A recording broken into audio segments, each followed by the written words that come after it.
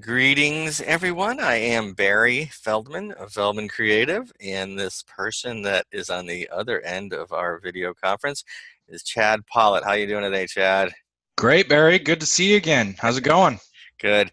Hey, Chad, you people should know is the co-founder of Relevance, and he's a former partner at NAI, which stands for Native Advertising Institute.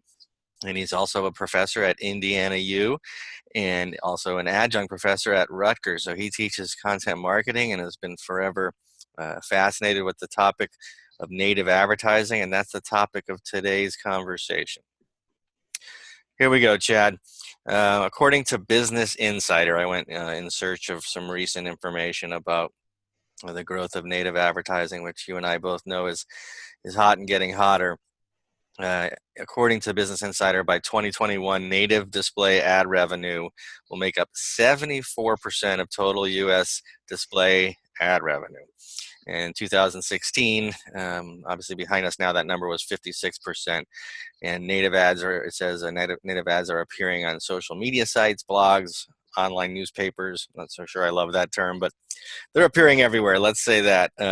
What are your comments about the explosive growth of native advertising? Yeah, so it makes sense for this reason. It used to be, well, actually, let me take a step back. So some of the listeners, readers, watchers of this are familiar with the concept that Google came out with called ZMA, or Zero Moment of Truth. So in 2011, Google published this study. They had a third party do it. They started in 2009. What they figured out was that people in their buyer's journey are taking the time to actually do a search or get on an app or get on the internet somewhere and do a little bit of research before they decide to purchase something. Okay, so that's called the zero moment of truth. And what they found out was last decade, especially early on that decade, what was happening was people would leave reviews, they'd write blog posts about products and services and things like that. And brands had to make a decision. Brands had to decide, okay, are we going to help shape these stories that people are saying about our brand, about our products, about our services, or are we just going to let them do it? Well, the vast majority of brands said, no, we want to have a say in this. We want to tell our story.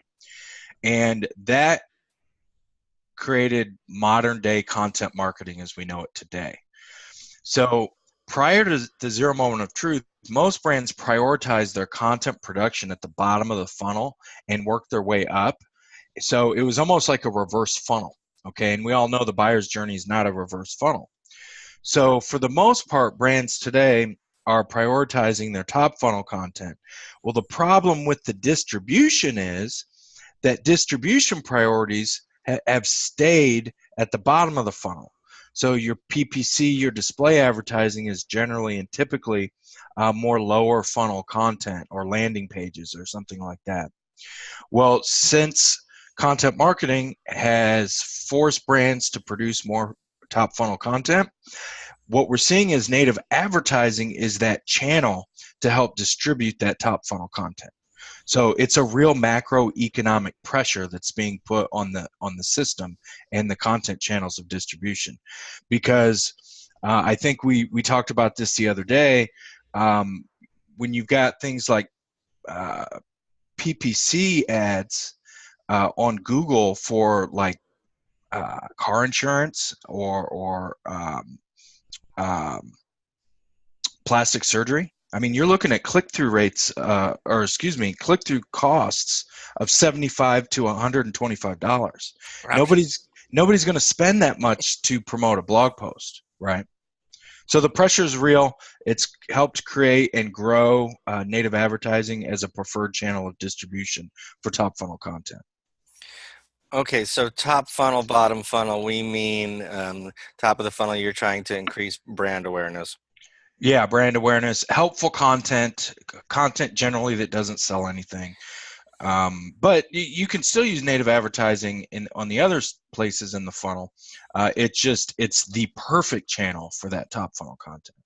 Right. So the other places being further south, meaning when we talk about pay-per-click and stuff, in attempt to sell faster from the page. Yeah, so there's more purchase intent, generally speaking, when it comes to a product or service search on Google for PPC. Display is can be used for awareness in some regards, but that's a whole nother story. We're not even going to get into that today. Display click-through rates are on average about 0.05%, and about 60 to 70% of all clicks on display ads are bounced immediately. Is that right? Yeah, I've read stuff, perhaps exaggerated to the point of ridiculousness, but that you're more likely to get hit by lightning than get a click from a display ad. So yeah, so content marketers are struggling, and if they are late to the party, like they've joined the party with blogs and video vlogs and so forth in the last couple of years, they're seeing an intense amount of noise and competition and what Schaefer called content shock, with the idea being search and social is not going to scale to the degree that you would like it to because it's so difficult. Was that right? Yeah, yeah. So if you take the combined audience of both search and social, and you ask yourself, well, what audience out there is bigger than search and social combined? There's only one answer, and that's the combined audience of all the publications and blogs out there that utilize these native advertising units.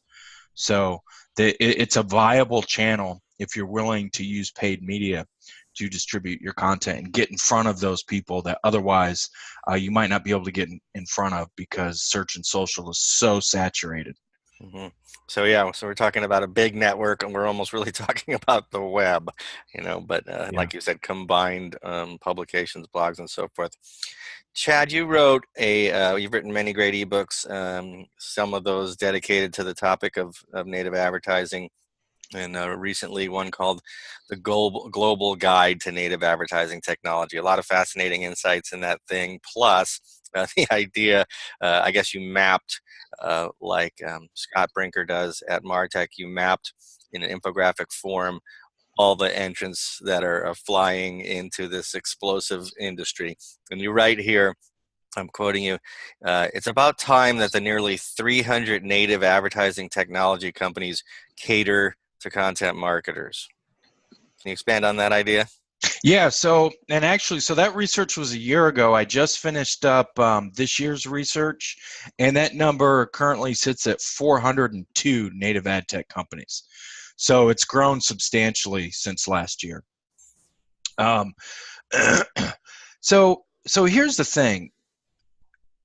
For a lot of the early adopters of native advertising, and a lot of those companies that sell native advertising, they're selling it a lot like display, and a lot of the early adopters are using it a lot like display. So you've got your performance marketers out there, your affiliate people.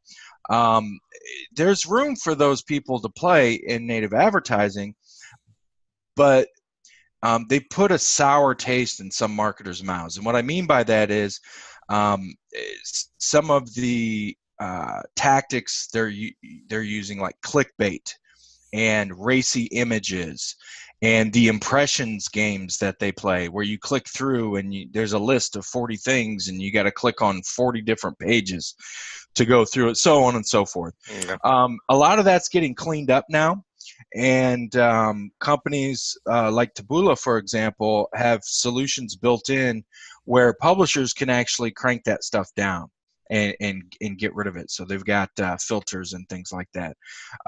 But to truly cater to content marketers, what we want is engagement with our content. Okay, so what I'm starting to see out there in this space are companies starting to leverage CPE models, or cost per engagement, as opposed to CPM, CPCs, and CPAs. We're still in the early stages, but they're starting to appear. Cost per engagement. Okay, so we are talking about native advertising, and it takes many forms. In fact, in some of your writing, you've identified what those forms are. The one that makes sense to the Taboola audience that wants to learn more about their platform is called the content discovery platform. Is that right? Yeah, yeah, And so for those that don't know it, you're at a news site, or I guess it could be any site, but you're at one of the sites that you go in an effort to collect information. And beneath the content that's been created in-house are sponsored ads below. That's content discovery. You'll see, you might also be interested type of thing. And so it's not exactly the same as social media native advertising, although, the model remains the same. The idea is the ads look like uh, the media in which they appear. right, right. So what kind of brands would you recommend get into native advertising that haven't so far? So businesses are in the business of solving people's problems. That's what they do and why they exist. Okay, that's what fundamentally macroeconomically makes them different from households and governments. Okay, so the content that brands produce need to reflect why a company exists to solve people's problems at the top of the funnel. Well, and middle and bottom, but since we know content priorities have moved more up funnel, we'll focus on that for now. Um, if a company is producing that type of content, helpful content at the top of the funnel, then they need to be investing in paid content distribution through native advertising. That is the best channel for top of the funnel content. It can be a combination of things. I think in a previous conversation, I mentioned to you Facebook is kind of like that gateway drug to native advertising. I believe it is. So companies can start with Taboola, they can start with Facebook, they can do a combination. Nothing's holding them back. There's lots of solutions out there, but I definitely recommend to start thinking more like a television ad executive. And what I mean by that is for every $1 a television ad exec spends on creative, they're spending $5 on distribution. Content marketers do the opposite. Mm-hmm. And that's a problem. We need to stop thinking like content marketers that our creative is so amazing and it's going to accomplish everything we need it to accomplish on its own. We need to start thinking like television ad executives and really put our money where our mouth is. We need to market our marketing. Yeah, exactly. What kind of objections would you expect to hear from somebody? You mentioned that um, there's a bit of a bad rap for clickbait. Yeah, so that's definitely one.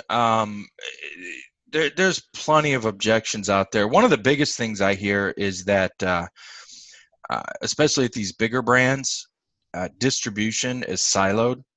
So I've had a lot of executives tell me that they basically have to go beg the media buying department or the PPC team to do these campaigns for them. Well, the problem with that is you're separating creative from distribution completely. So there's some things that can get lost in translation. Content marketers need to have their own budgets and do their own distribution, in my opinion, to maximize success. So that's another objection. Chad, I can't get any money. They have it.